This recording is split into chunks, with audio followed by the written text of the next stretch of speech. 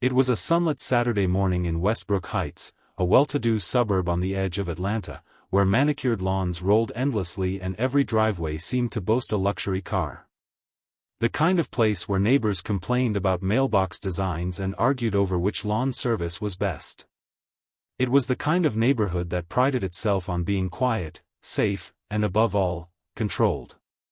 So when a red Ferrari 488 Spider purred into a metered spot outside one of the local cafes, heads naturally turned. The car was unmistakable, sleek, low to the ground, and polished to a mirror shine. Its engine gave off a deep, confident growl even after it shut off. A few passers-by paused to admire it. Some took discreet pictures. It wasn't every day you saw a car like that in Westbrook, let alone one being driven by a black man in his 40s, dressed in a crisp white button-down, tailored slacks, and polished brown loafers. He stepped out casually, sunglasses tucked into his collar, a leather-bound notebook under his arm. No flash, no swagger, just a man who looked like he had somewhere to be, and the confidence of someone who knew he belonged wherever that was. His name was Marcus Jefferson. He walked into BEA's cafe, a local spot known for its scones and slightly overpriced cappuccinos. The owner, a middle-aged woman named Linda with a swoop of gray hair and the warmth of a school librarian, greeted him with familiarity. "Back again, Chief?" she asked, sliding a mug toward him before he'd even ordered. Marcus smiled. "You know I can't stay away from your cinnamon rolls." Linda grinned and leaned in slightly. "You seen what they're doing with the zoning board? Whole block of green space, about to turn it into another row of condos." He sighed. "Don't get me started." They chatted for a moment. It was friendly, normal. He paid in cash, added a generous tip, then stepped back outside with his coffee in hand. He leaned against the Ferrari, pulled out his phone, and made a quiet call to one of his deputies, discussing next week's community outreach schedule. That's when Officer Brenda Malloy pulled up. She was in her mid-30s, blonde, lean from stress rather than gym hours, and always wore her sunglasses like she was auditioning for a cop show. Malloy had a reputation among her colleagues for being strict, but those who'd worked under her knew better. She was the kind of officer who believed in her authority a little too much and thought her instincts always trumped facts. She was a beat cop who resented not being promoted, and that resentment had curdled into something uglier over the years. She saw patterns where there were none and threats where there were none, and to her, a black man leaning on a Ferrari in her neighborhood was both. She slowed as she passed the cafe, eyes flicking to the man. He wasn't doing anything, just sipping coffee. Still, her mind started connecting dots that didn't exist. She pulled over and parked at the curb, just behind his car. Marcus looked up from his phone, his expression neutral. Malloy stepped out and adjusted her belt, making sure her badge and holstered weapon were visible. "Good morning, sir," she said, her voice already carrying a tone of suspicion masked as politeness. "Morning," Marcus replied simply. "Is this your vehicle?" He raised an eyebrow, casually setting his coffee on the roof of the car. "Yes, it is." She nodded, slowly walking around the Ferrari like a cat circling prey. "May I see some identification and registration, please?" Marcus blinked. "Is there a reason you're asking?" "We've had some reports of suspicious vehicles in the area," she lied easily. "Just a routine check." Marcus reached into his jacket slowly and pulled out his leather wallet, flipping it open to reveal his license and, tucked behind it, his police ID badge. Malloy glanced at it. Her eyes flicked past the badge too quickly to read the details. She focused on the name on the license, then narrowed her eyes. "Marcus Jefferson," she said aloud, as though it were incriminating. "And you're a police officer?" "I am," he replied evenly. "You can read the badge again, if you'd like." But Malloy didn't take the invitation. Instead, she stepped back. "I'm going to need you to place your hands on the hood of the vehicle, sir." Marcus blinked again, this time slower. "Excuse me?" I'm detaining you for possible auto theft, she announced. Until I can verify this car hasn't been reported stolen. He didn't move, but the silence between them thickened. This is a mistake, he said, tone still calm. Check the plates. They're clean. This car is registered to me. Malloy pulled out her radio. Dispatch, I've got a 10 to 54 possible 10851, red Ferrari, plate Bravo Charlie. He interrupted gently, ma'am, I'd advise you to look more carefully at my badge. But by now she had already committed to the narrative in her head. Anything he said was just more proof of defiance, and in her mind, she was already the hero in a story about stopping a car thief pretending to be a cop. Marcus didn't resist as she asked him to turn around.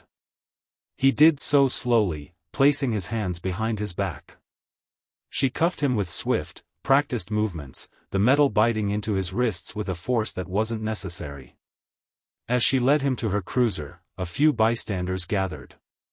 A man exiting the barbershop across the street froze mid-step, frowning. Wait, that's Chief Jefferson, he muttered to himself. A young couple at the cafe's outdoor table started recording. Not out of excitement, but concern. The confusion on Marcus's face wasn't theatrical. It was quiet. Resigned.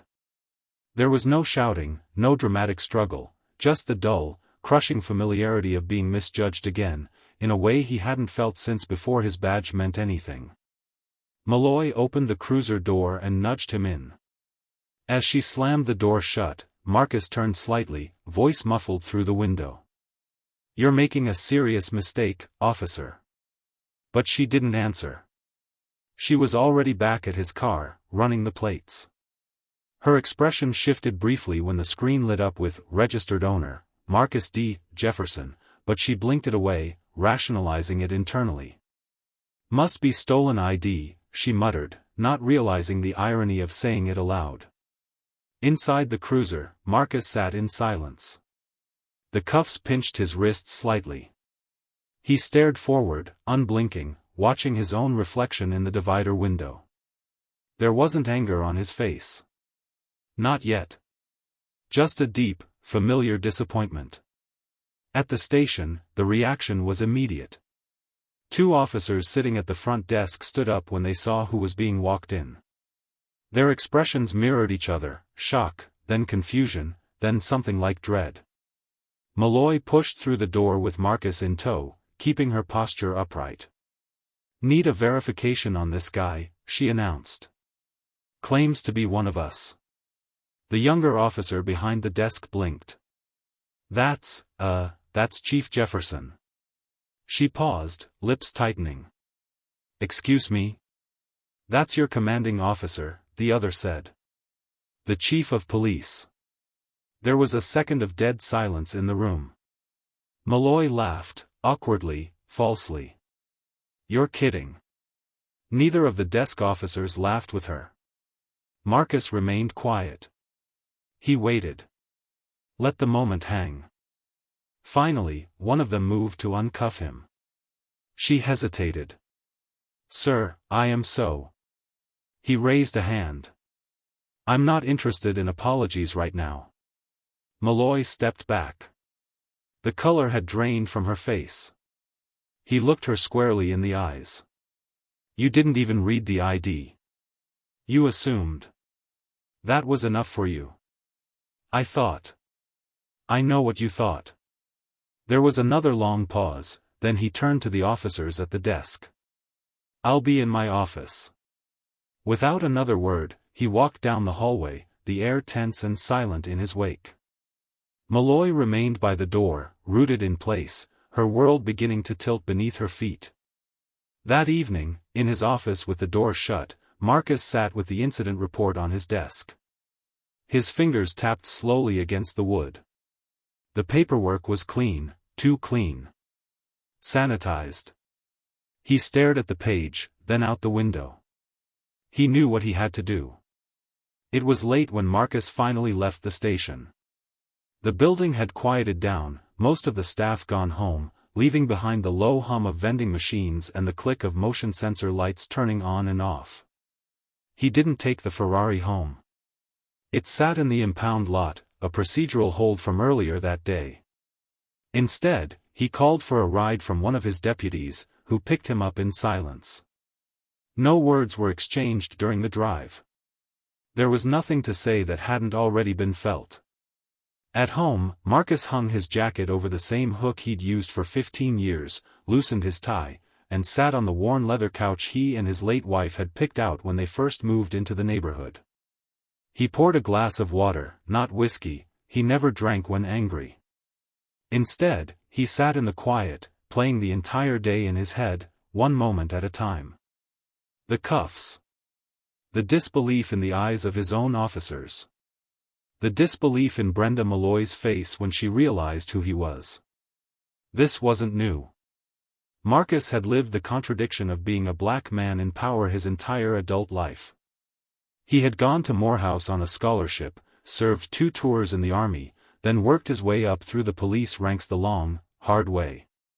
No family favors. No political sponsorships. Just years of grinding paperwork, neighborhood patrols, community meetings, and earned respect. He hadn't asked for the Ferrari. It was an old indulgence, something he'd dreamed of back in his 20s but couldn't afford. Years later, when the opportunity came and he had the savings, he bought it not as a trophy, but as a quiet nod to the kid he used to be. Still, every time he drove it, he knew he was inviting scrutiny.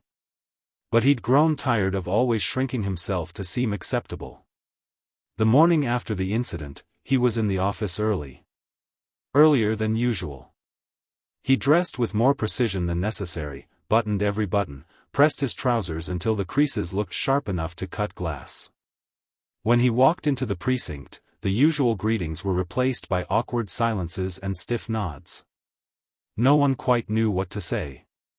Deputy Chief Ramsey, a white man with 30 years in the department and more politics in his blood than policing, walked into Marcus's office mid-morning with a cup of coffee and a cautious smile. "Morning, Chief. Hell of a day yesterday, huh?" Marcus looked up. "You could say that." Ramsey sat without being asked. "Listen, I just wanted to say, I know it was a misunderstanding. Brenda didn't know who you were. She made a bad call, no question about it. But we've all been there. You know how this job can get in your head." Marcus leaned back slightly. "Is that what we're calling it? A bad call?" Ramsey paused. "Well, yeah. What else would it be? It was racial profiling, Ramsey. Let's not water it down." Ramsey frowned. "I wouldn't go that far. She didn't hurt you, did she? I don't have to be hurt to be humiliated. She thought it was a stolen vehicle. She's been on edge lately. There's been a spike in carjackings." Marcus cut him off. "Stop. Just stop." Ramsey raised both hands defensively. "Look, all I'm saying is, we don't want to turn this into something bigger than it is. She's got tenure. The union would throw a fit. We've already had too many eyes on this department the last couple of years." Marcus folded his hands, staring across the desk. "You think I'm doing this because I want attention? I think you're angry. And rightfully so. But you know how this plays out. You push this too far, you'll have internal affairs breathing down our necks, lawyers circling, reporters fishing for a headline. It'll distract from everything you've built here. I built it so this kind of thing wouldn't happen in my own department." Ramsey sighed and stood. "Think it over. Don't let one bad moment blow up everything." As the door closed behind him, Marcus felt the bitter taste of something he'd known for years but hated confronting, that the system protected its own even when its own were wrong. He didn't rush to make a decision. He pulled Brenda Malloy's personnel file that afternoon. The documents told a familiar story: commendations for work ethic, early promotions, then a slow slide into infractions. Several community complaints about hostile behavior. 2 formal reprimands for excessive tone during traffic stops. 1 dismissed accusation of intimidation during a neighborhood sweep. Nothing severe enough to justify termination, but plenty to paint a pattern. Still, she had defenders. Officers who called her firm but fair. Supervisors who praised her for never hesitating. She was, as they said, an officer's officer. But that badge of honor often came at the cost of others' dignity. Marcus considered the quiet route, an internal write-up, maybe a suspension. He could call it a misunderstanding, chalk it up to tension on the job, and bury it. It would keep the department stable. It would preserve their image. And it would mean nothing changes. But something had shifted in him. Later that evening, he made a visit to the neighborhood council meeting. He hadn't planned to speak, but when he arrived and saw the familiar faces, shopkeepers, teachers, single mothers, retirees, he felt compelled. It wasn't about the Ferrari. It wasn't even about Brenda Malloy anymore. He stood near the podium after the budget updates and public maintenance discussion, and the room quieted. "I wasn't planning on addressing anything tonight," he began. "But something happened this week that reminded me of how easily things can slip backward when we don't stay vigilant."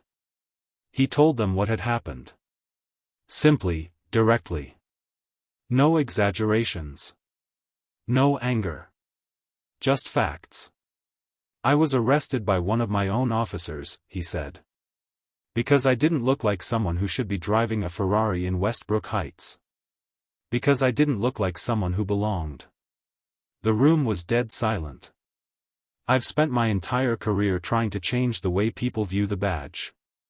Trying to create a department that listens more than it lectures. That protects without prejudice. But what happened shows me we're not there yet. Not even close." He looked around the room, pausing on each face. "I don't want apologies. I want accountability. And not just for me, for anyone who's been stopped, questioned, or harassed for simply existing." The applause came slowly. Not loud, but real. A few stood. One woman in the back dabbed her eyes. The moment wasn't dramatic, it was honest. Grounded. Necessary. The next morning, he filed a formal complaint. He didn't grandstand. He didn't leak it to the press. He followed protocol. Internal Affairs would conduct a review. Standard procedure. But Brenda Malloy knew something had changed when she saw the paperwork on her desk. She confronted him in the hallway, away from other ears. Her face was tight, defensive. "Chief, I didn't mean any harm. I thought I was doing my job." He regarded her evenly. "If you think your job is assuming guilt based on appearance, then you've misunderstood your oath. I was following instinct. That instinct needs to be examined. I've never had complaints from within the force. Maybe because no one thought it would matter. Until now." She looked at him, a flicker of something unsure in her expression. It wasn't guilt. Not yet. Maybe it was fear. Or realization. Or the first whisper of consequence. He stepped past her. "This isn't about punishment. It's about responsibility. If you believe in the badge, you'll accept both." She didn't follow him. In the days that followed, the station settled into a strange quiet. Officers became more reserved around Marcus, not out of distrust, but out of caution. The air felt heavier. Brenda continued her shifts, but with an obvious weight on her shoulders. Word had traveled, as it always did, and no one looked at her quite the same. The Ferrari stayed in the impound lot longer than necessary. Paperwork delays, according to logistics. Marcus didn't press. He wasn't in a hurry to drive it again. For now, he focused on the work, the real work. Community meetings. Officer evaluations. Recruitment interviews. Every day, he carried himself the same as always. Respectful. Measured. professional. But beneath it all, something had cracked. He knew that addressing the problem wasn't the same as solving it. Change didn't come from one incident, one complaint, or even one leadership decision. It came from consistency. From pressure. From refusing to look away. And so he didn't. A week passed, and nothing seemed to change, on the surface. Officer Brenda Malloy was still reporting for duty, still wearing her badge like armor, still walking the halls of the precinct with a clipped stride that gave the illusion of control. The younger officers greeted her with forced neutrality now, the kind that floats somewhere between respect and distance. No one said anything to her directly, but the shift was palpable. And Brenda noticed. She told herself it would pass, that it always did. People had short memories. Even the chief would let it go eventually. He was a man of restraint. Fairness. He'd calm down, find a way to chalk it up to policy missteps or tension in the field. That's what he'd always done. The silence from him these past days, though, didn't feel like forgiveness. It felt like deliberation. Chief Marcus Jefferson was indeed quiet, but not idle. He'd spent the better part of the week reviewing departmental procedures, not for theatrics, but for gaps. He wasn't looking for a moment to strike, he was building a foundation for something that would last longer than the headlines people feared. The issue with Brenda had exposed more than her behavior, it had exposed the department's blind spots. He knew if he came down hard without care, it would all fall apart. And nothing would actually change. Instead of reacting with fury, he worked with precision. His first step wasn't public discipline, it was institutional accountability. He began with the training records. Every officer's last review, last community training, last bias training, and what courses had been skipped, postponed, or rubber-stamped. Patterns emerged. Malloy's record stood out, not for what it contained, but for what it lacked. Several optional trainings had been waived under former supervisors. She hadn't attended a community engagement session in over 3 years. Her patrol logs were clean, but they lacked depth. It was all procedural, no reflection. The kind of cop who followed the book but never asked why it was written the way it was. Jefferson scheduled an unannounced performance audit, not for her, specifically, but for her unit. Randomized, neutral, by the book. A standard check, framed as routine, but deep enough to measure the undercurrents. In parallel, he met privately with the Civilian Oversight Board. He didn't ask for action, he asked for eyes. He shared what had happened, gave them the internal report, and requested that they observe, not just Brenda, but how complaints were handled, how officers were monitored, and what support was in place for accountability. If the board saw what he saw, change wouldn't come from pressure. It would come from consensus. It was a subtle maneuver, but the ripple effects were real. Officers started noticing more conversations in the hallways, more oversight in briefings, more eyes on procedures. Not hostile. Just attentive. Malloy, sensing the temperature, asked to meet with Jefferson. She walked into his office 2 days later, not in anger but in discomfort, which was unusual for her. "Chief," she said, voice a little quieter than usual. "I wanted to address what happened." He gestured for her to sit. "Go ahead." I didn't mean for any of it to go the way it did. I've been on edge.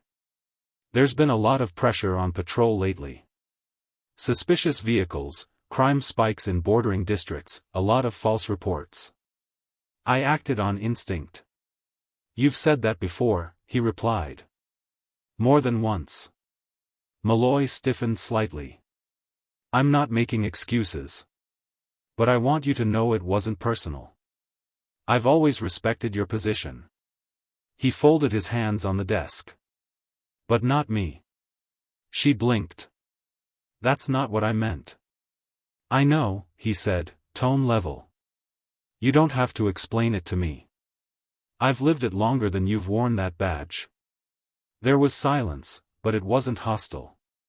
Just uncomfortable. You didn't pause, Brenda. Not once. You saw me. You heard me. You saw my ID. And you chose to dismiss all of it. That isn't instinct. That's judgment. And poor judgment at that. She nodded slowly, still unsure of her footing. I'm not looking to end your career, he continued. But I won't protect you from consequence. That would make me complicit. She looked down, lips pressed together. I understand. Do you? She hesitated. I think so. Then prove it. She looked up, confused. How? You're going to complete the full community policing curriculum. No waivers, no shortcuts. You're going to shadow 3 of our neighborhood liaisons for the next 6 weeks. You're going to attend de-escalation training, not as punishment, but as correction. And you're going to sit down with every civilian complaint ever filed against you and reflect on them, line by line. I'll be reviewing your summary myself. Malloy's shoulders drew back slightly, some old pride stirring. That's not usually required for a field officer. It is now. She nodded, stiffly, and stood. Understood. She left the room with a face that didn't show relief or resentment, just tension. She wasn't used to being challenged this way. But she also wasn't fired. And maybe, just maybe, that unsettled her more. The next day, the department bulletin announced updated performance procedures. It wasn't flashy or dramatic, just a quiet implementation of new oversight, required quarterly training refreshers, increased review of field stops, and anonymized peer evaluations. The kind of internal restructuring that would go unnoticed by the public but felt seismic within. A few officers grumbled. Change always brought friction. But others saw it for what it was, a shift in culture. Jefferson wasn't targeting anyone. He was raising the bar for everyone. Word reached the city's oversight committee soon after. They scheduled a meeting, not hostile, just curious. They wanted to know what had sparked the internal reforms. Jefferson attended willingly, presented the incident, the findings, and the corrective measures. No blame game. No finger-pointing. Just transparency. I'm not here to punish a single officer, he said at the meeting. I'm here because this is a symptom. And I'm treating the cause. The committee appreciated the candor. One member remarked that it was the first time in years a departmental change hadn't been made in reaction to media pressure. Another said it was the first time they'd seen reform rooted in reflection rather than public fallout. Back at the precinct, things began to shift subtly. Junior officers started asking more questions during briefings. Patrol reports grew more detailed. The hallway conversations became more thoughtful. It wasn't a revolution, but it was a start. As for Malloy, the training wasn't easy. Sitting in community listening sessions, hearing residents voice frustrations with law enforcement, and knowing that some of those words were aimed at people like her, that took a toll. There were days she walked out of those sessions visibly rattled. Days she stayed after hours, trying to catch up on training modules she should have completed years ago. It was uncomfortable, often exhausting. But she did it. There were no dramatic epiphanies, no public apologies, no grand gestures. Just work. Slow, repetitive, necessary work. One afternoon, weeks into the process, she passed Jefferson in the hall and paused. I'm not sure if this is working, she admitted. It's not supposed to feel easy, he said. It's supposed to feel honest. She nodded, then kept walking. That night, Jefferson stayed late again, reviewing files in his office with the blinds drawn and the hum of the old AC unit behind him. He wasn't looking for perfect outcomes. He never had. He was looking for momentum, for something real. Not an act of punishment, but an act of repair. He glanced out the window as dusk settled, thinking back to that morning outside the cafe. The look on Malloy's face. The cold metal of the cuffs.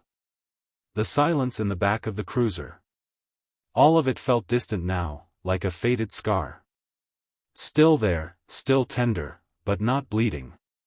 He closed the file, stood, and reached for his coat. There was more work to do. Always.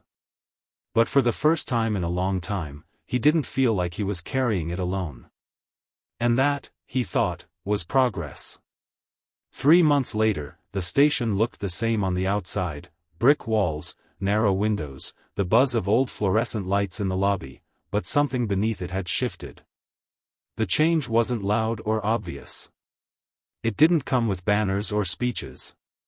It was in the tone of voice used in morning briefings, in the way junior officers asked questions instead of following blindly, and in how complaints were no longer seen as nuisances but starting points for correction.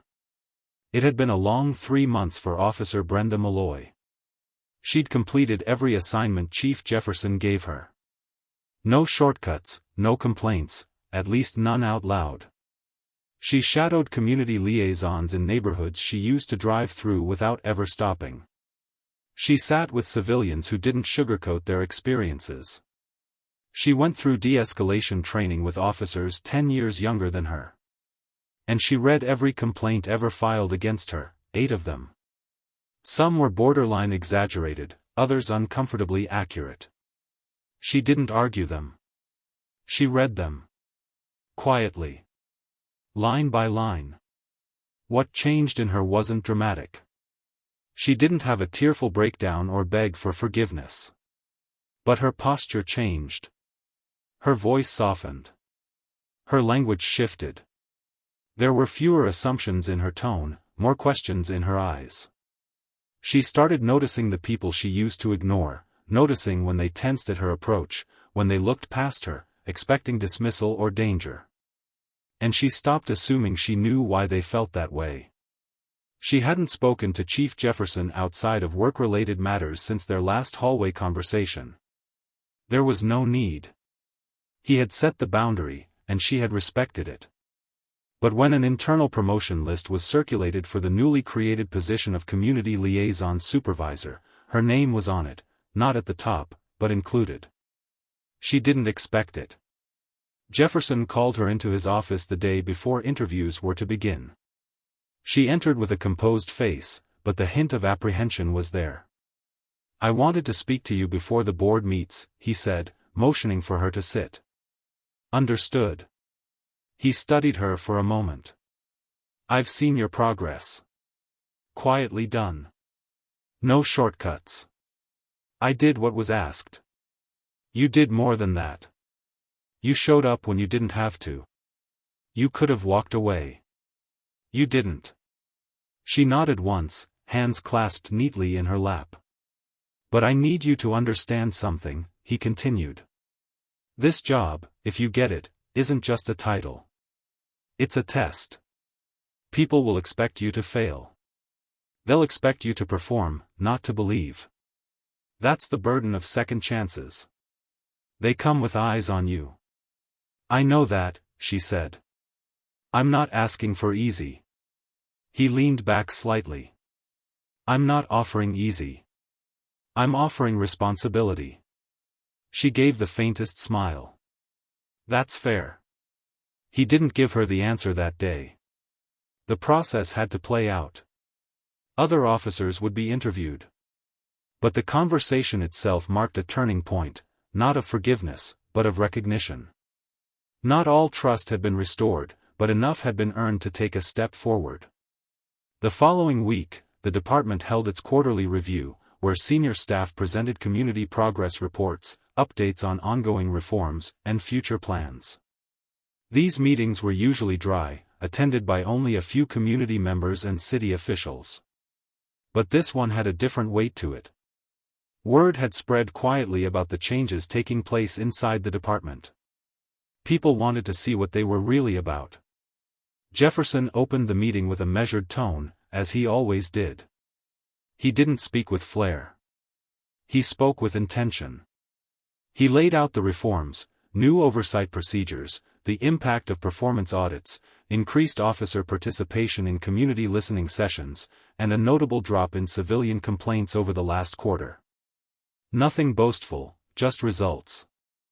He paused before closing the session.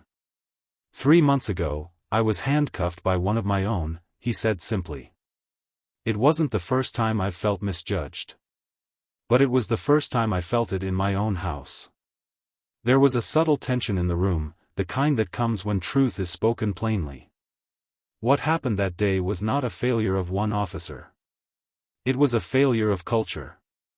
A culture that allowed assumptions to grow unchallenged. I didn't file a complaint because I wanted to make an example of anyone. I filed it because if I couldn't hold my department accountable, then how could I expect the community to trust us? He let the word settle, then added, change doesn't come from fear. It comes from responsibility. The room was quiet, but not empty. There was a weight to the silence, a respect that came from people seeing not just a leader, but a man who had chosen the hard road because it was the right one. Afterward, as people filtered out, a local pastor stopped Marcus in the hall. I don't know what you said to that officer, he said, voice low, but I saw her walking a boy home last week after a fight at school. Not in uniform. No cameras. Just listening. Jefferson nodded. He didn't smile. He just exhaled, the way someone does when they're letting go of something long held in their chest. Later that week, the internal promotion results were finalized. Malloy wasn't chosen for the top position. Another officer with deeper roots in community work was selected. But Jefferson offered Malloy a role as assistant supervisor, a chance to learn under someone else, to build on what she had started. She accepted it. No hesitation. No pride. On her first day in the role, she walked into a classroom at Lincoln High to join a session with at-risk students. Most didn't look up when she entered. Some crossed their arms. One kid muttered under his breath, "Here we go again." She didn't react. She didn't lecture. She listened. Afterward, she stayed behind to ask the teacher what else she could do. The teacher, surprised, handed her a list of students who'd asked for mentorship months ago, but never got any follow-up. She took it home. She read every name. Meanwhile, Jefferson returned to his usual rhythm, field visits, department planning, and sitting in his office with his notebook open. The Ferrari had long since been returned to him, cleaned and tuned, but it stayed parked most days. He still drove it occasionally, but not to make a point. Just to feel the road, the way he used to. One afternoon, he took it to BEA's cafe again. Parked in the same spot. Ordered the same cinnamon roll. Linda gave him a long look when he walked in. Haven't seen you here since the mess. Been busy. I saw your speech. You did good. He nodded. Still work to do. There always is, she said, handing him his coffee. But this time, it feels like someone's actually doing it. He took his cup outside and leaned against the car for a while, watching the people pass. Some glanced at him. Some didn't. But there was no tension in their eyes. No suspicion. Just life continuing, as it should. A father walked past with his son, maybe 8 years old. The boy tugged at his dad's sleeve and pointed. That's a cool car. The father smiled. Yeah, it is. The boy looked up at Marcus. You a race car driver or something? Marcus smiled. Nope. Just a guy who likes to drive. The boy grinned and gave a thumbs up. The father nodded respectfully before they continued walking. For the first time in a long while, Marcus felt like himself again. Not a symbol. Not a target. Just a man doing his job, in a world where things don't always change quickly, but where change, when earned, can last. As the sun dipped lower and the shadows stretched long across the street, he took a sip of his coffee and exhaled, his shoulders finally at ease. Justice hadn't come loudly. It had come patiently. Not in a courtroom or through outrage, but through quiet accountability and a willingness to lead by example. And that, he thought, was the kind of justice that truly mattered.